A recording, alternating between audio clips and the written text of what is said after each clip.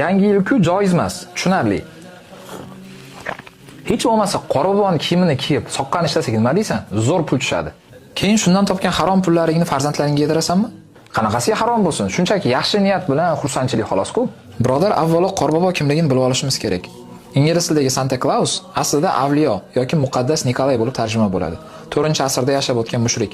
Rasululloh sollallohu alayhi vasallam olib kelgan kitobga ham, yolg'iz Allohga ibodat qilishga ham ochiq qarshi bo'lgan va hattoki Iso alayhissalomni Xudo deb e'tiqod qilgan. Ochiq mushrik najas bo'ladi. O'sha paytda yosh bolalarga sovg'a tarqatgani uchun e'tirof qilinardi. Keyinchalik bu narsa qadimgi slavyanlarga borib taqaladi. Ular urf-odatlar bo'ladi. Har yili qishda qishloqdagi eng chiroyli qiz tanlab olib, o'rmonga olib boradi, tahqirlaydi va uni daraxtga iladi. O'sha paytda uni ichki a'zolarini olib, daraxtga ilib qo'yadi va shu orqali ruhlarga ibodat qilgan. Va keyin hayvonlar uni a'zolarini yeyishiga qarab, kelasi yilga fol ochgan. Mana shu paytdagi mana bu archa ularning ilohiy daraxti, ichki a'zolari osilgan bu qiz qorqiz bo'ladi. Hozir biz Qorbobo deyotganimiz esa o'sha paytdagi qohin.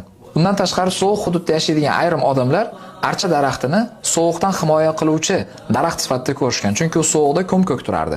Uylariga olib kirib bizni himoya qiladi deb, kerak bo'lsa eshiklariga ham ilib qo'yishgan.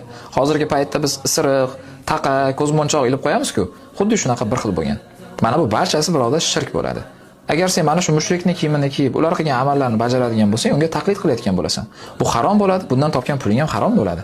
Xo'p, shu gaplaringga birorta dalil bormi hadisdan, ulamolar fikridan? Rasululloh sollallohu alayhi vasallamdan ochiq hadis bor. Kim bir qavmga taqlid qilsa, u o'shalardandir. Hozir sen ularni diniy liboslarini kiyib, ularga taqlid qilyapsan. Mana shu narsa bo'ladi. Undan tashqari Imom Azam rahimahulloh ham aytadilar. Kofirlarning bayramlarida ularni qo'llab-quvvatlash, ularga yordam berish gunoh bo'ladi, balki haromdir. Hattoki ularni bayramlariga oid bo'lgan buyumlarni, kiyim-kechak bo'lsin, maxsus ovqati bo'lsin, bularni sotish ham joiz bo'lmaydi.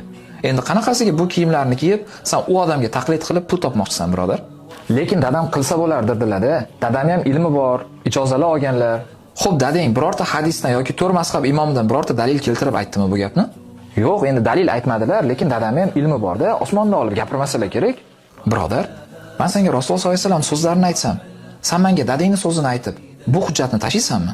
Ibn Abbos radhiyallohu anhu aytadi: "Men sizlarni boshingizga osmondan tosh yog'ilishdan qo'rqaman.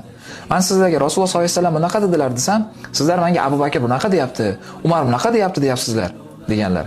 Hattoki sahobaning so'zi olinmaydi agar Rasululloh sollallohu alayhi vasallam so'zlariga zid kelsa. Xuddi mendan dalil so'raganing kabi, o'sha hujjati bo'lsa ham, ilmi bo'lsa ham, dadang islom haqida gapiryaptimi? Undan dalil so'rashing shart bo'ladi, birodar. Shunchaki ko'r-ko'rona ergashmaysan.